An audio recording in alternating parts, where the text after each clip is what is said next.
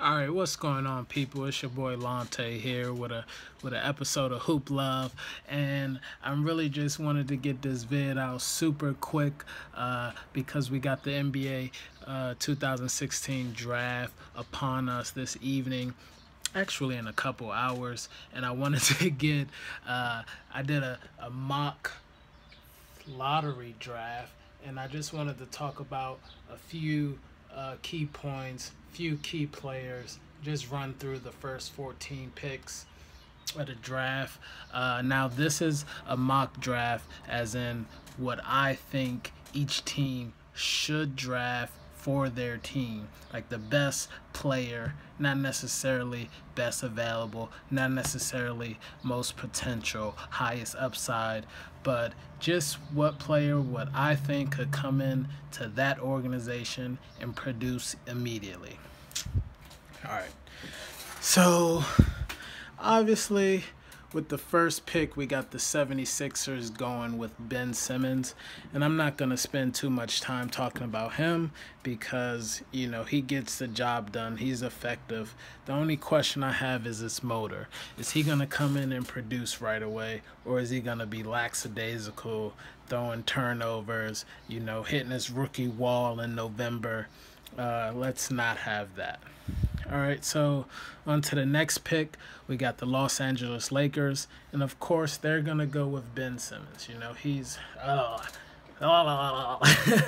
Los Angeles Lakers are going to take Brandon Ingram. I hope that's not a Freudian slip or like a future slip that the Sixers are going to take Ingram instead of Simmons. But anyway, Ingram to the Lakers, I think, is makes the most choice. I think the Lakers should, even if they had the number one pick, they should take Ingram. I don't know if they're going to keep D'Angelo Russell, but he fits what I think they're trying to do in the near future. So the third pick is the Celtics. Everybody wants to know if they're going to trade it or if they're going to keep it. And I've been looking at a lot of the mock drafts, Chad Ford, etc., etc., but nobody has this guy going this high. And so I think Jaylen Brown out of Berkeley would be phenomenal with this Celtics team. Gives them a true, not a true, but yeah, a true wing defender who can guard 1, 2s, and 3s. Probably some 4s. Like the kid is 6'7", 225. So he's solid. He's built. And he's ready to play. I've been telling people weeks ago that he has some Kawhi Leonard in him, and I hope everybody gets to see it come October. So with the fourth pick, I got Phoenix Suns choosing Marquise Chris. And I'll be 100% honest. I haven't watched too much of this guy, Marquise. I think he's playing out in the Pac-12, Washington. Yeah, he's out in Washington. Washington University. But, I picked him because the Suns are set with guards. They have forwards too, but not those bang forwards. And I think this guy could be that kind of player. Especially running alongside Tyson Chandler. If I was a 6'10" power forward rookie, I'd love to learn from Tyson Chandler, professional NBA champion. On to the next pick.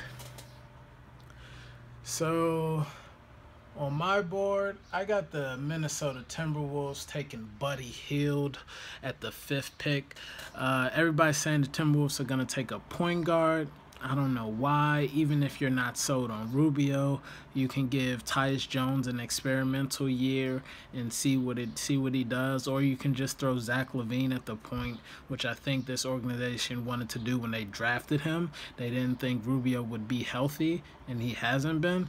But then they seen that Zach LaVine really doesn't have that point guard mentality. Like, he's not Westbrook, where you could take a shooting guard and turn into a point. Everybody can't do that. But so I think they take Buddy Hield because they don't have any snipers on their team. Like, yeah, Wiggins can hit an open shot, LaVine can hit an open shot, but I mean true snipers. And Buddy Hield is of that pedigree. And when it comes to shooting and even scoring, he's a scorer. My only knock on Buddy Hield is that he's about 6'4" and a half. Not ideal for an NBA shooting guard, but I think his scoring will allow him to make the cut.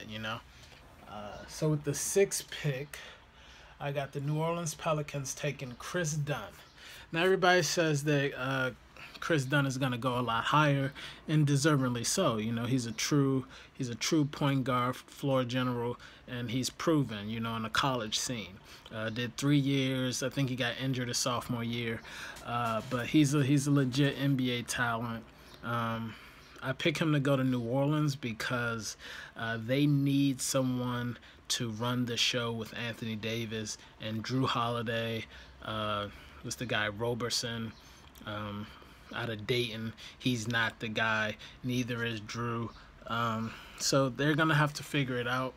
And I think this is the pick to do it. The best point guard in the draft, hands down. On to the seventh pick, I got the Denver Nuggets going with Jamal Murray out of Kentucky. Now, I'm not too sold on Murray, only because he's another guy like Buddy Hield. He's just a small shooting guard. And a few years ago, we had a ton of these guys come into the league, and we call them combo guards, like Josh Shelby, OJ Mayo, like these 6'3" guards, 6'3" scorers, who never took the time to play point because they were so skilled at scoring, and rightfully so. It's a product of the system that was before us. If you can put the ball in the basket better than anyone, you're going to be highly rated and highly sought after. So Jamal Murray running the backcourt with Moutier, I think gives them another threat, because Gary Harris from Michigan State, he's a shooter, but he's not the scorer that Murray is. So at 8, I got the Kings going with Henry Ellison. Big body, 6'10" guy. I think he's super skilled. I think he has the potential to be Pau Gasol level. Like, he's not as skilled as Pau right now, but Pau doesn't have the guard skills that this guy has. And I think if he uses those to his advantage, doesn't become a 6'10" three-point shooter. No, be inside and outside so you can truly dominate the game.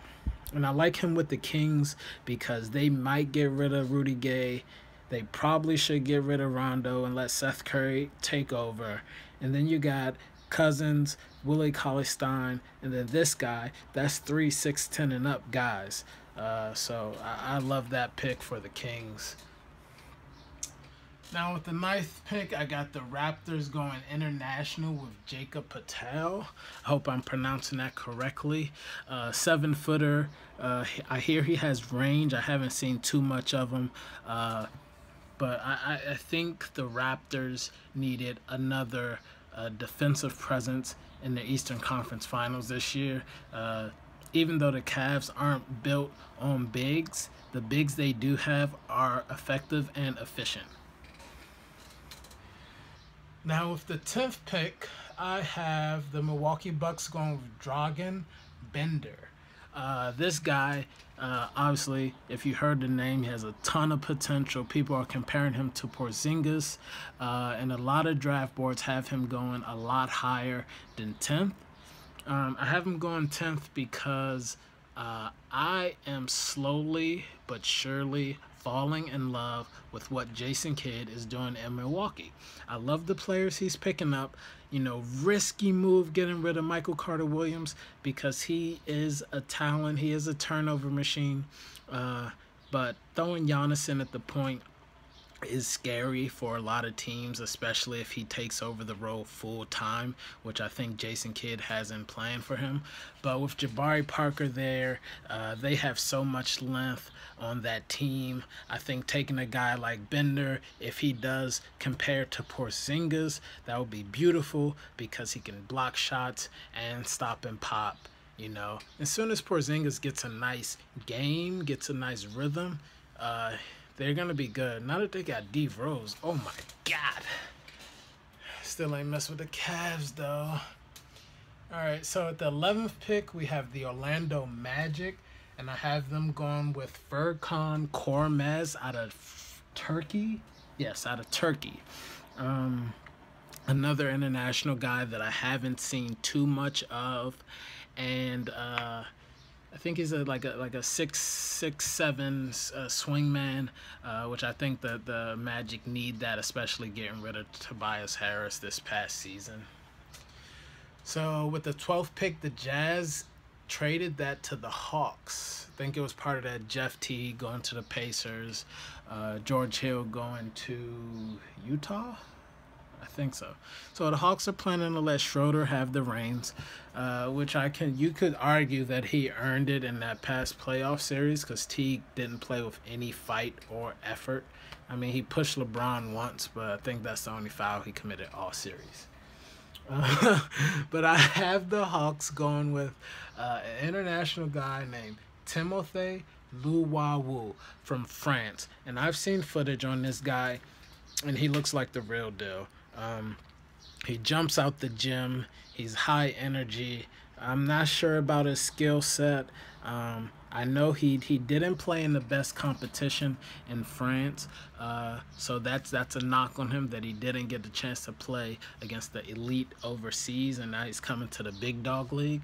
But I think his skill set translates, and especially with the Hawks, they need some excitement in that arena. They need, he's not a savior or anything, but he's a nice piece if they're looking to not necessarily rebuild, but just revamp. And just a side note, I think they need to get rid of either Millsap or Horford. You got to split those guys up because you can get some value out of one of them. Now with the 13th pick, I have the Suns going with Domantas Sabonis. I'm not sure. I forget which country he's coming from.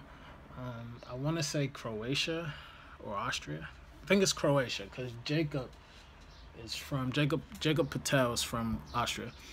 So Domantas Sabonis, I'm pretty sure it's Croatia, and he's another big guy who has some range and some skills and some soft touching around the basket. Again, haven't seen the world of these guys, only know what I've read. These international guys are a lot harder to get a hold of. But last but certainly not least, we have the Chicago Bulls choosing at 14. And I think they're going to go with... No, I think they should choose Denzel Valentine. Now, Denzel Valentine, he's not... people wouldn't say he's lottery, but for this team, and I had a feeling that the Bulls were gonna let go of D Rose, and what a surprise, because Denzel Valentine has point guard experience. He has triple-double talent. I'm not saying give him the ball from day one because it's definitely Jimmy Butler's team, but if they drafted him, let him run some point. He's a 6'6" guard with a three-point shot, and he knows how to work hard and hustle coming from that school of Izzo.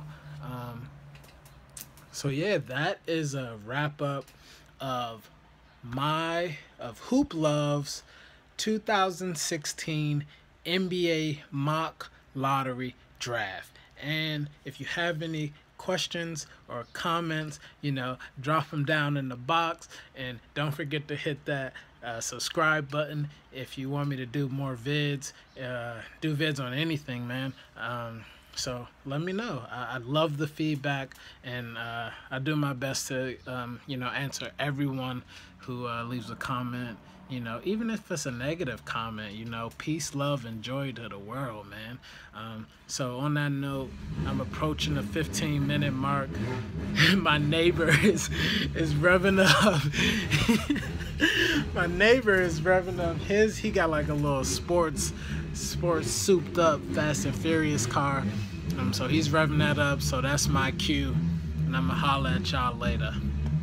All right, man. Peace. Oh yeah, before I go, salute to the 1996 draft class. That's why I'm rocking my Iverson jersey. You dig?